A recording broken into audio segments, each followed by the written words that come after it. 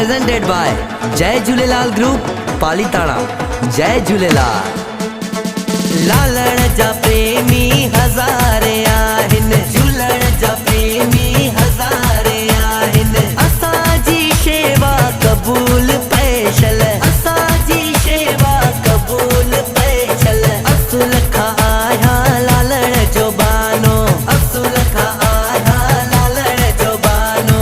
अंगण बुहारी क़बूल पैशल, अंगण बुहारी क़बूल पैशल। लालण जा प्रेमी हज़ारे आहिनि, झूलण जा प्रेमी हज़ारे आहिनि।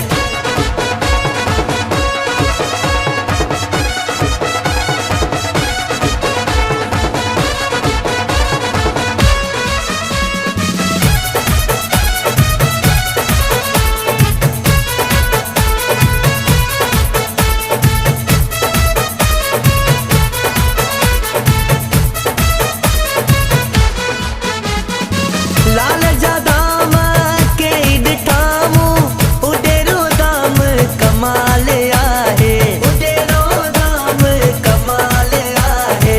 लाल जा दाम के ॾिठामूं, उडेरो दाम कमाल आहे, उडेरो दाम कमाल आहे। पालीताणा शहर में उडेरो दाम, पालीताणा शहर में उडेरो दाम। शेवा जो मौको मिले सदा शल, शेवा जो मौको मिले सदा शल। लालण जा प्रेमी हज़ारे आहिनि, असांजी शेवा क़बूल पैशल।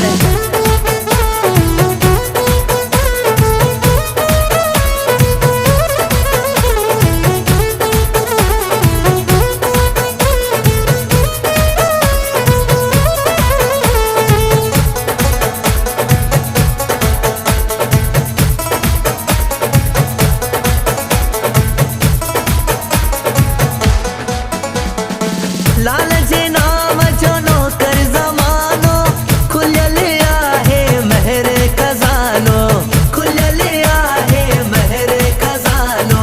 लाल जे नाम जो नौकर ज़मानो, खुलियल आहे महर खज़ानो, खुलियल आहे महर खज़ानो। नचीत पी पिया तोखे मनायो, नचीत पी पिया तोखे मनायो। क़बूल पैशल, अदा असांजी क़बूल पैशल। लालण जा प्रेमी हज़ारे आहिनि, असांजी शेवा क़बूल पैशल।